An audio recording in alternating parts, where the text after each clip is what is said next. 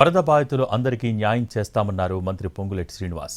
ఎక్కడా ఎలాంటి నిధుల కొరత లేదని, వరద నష్టం నివారణకు ఎంతైనా ఖర్చు చేస్తామని హామీ ఇచ్చారు. ప్రతిపక్షాలు బురద రాజకీయాలు మానుకుని ప్రభుత్వానికి సహకరించాలని కోరారు. చెప్పారు ఇచ్చే దాంట్లో ఈ ప్రభుత్వానికి చిత్తశుద్ధి ఉంది, నిజాయితీ ఉంది. మన ముఖ్యమంత్రి గారికి ఒక పట్టుదల, ప్రజల కోసం సేవ చేయాలి, ప్రజలకు మంచి చేయాలనే తపన ఉంది ప్రభుత్వానికి. ప్రతిపక్షాలకు ఒక్కటే మరొక్కసారి వివరిస్తున్నా, చేతనైతే మంచి సూచనలు, మంచి సలహాలు ఇవ్వండి. కోడిగుడ్డు మీద ఈకలు పీకాలనే ప్రయత్నం చేయకండి. మీ టైంలో ఏం జరిగిందో ఒక్కసారి స్మృతులు గుర్తు తెచ్చుకోండి.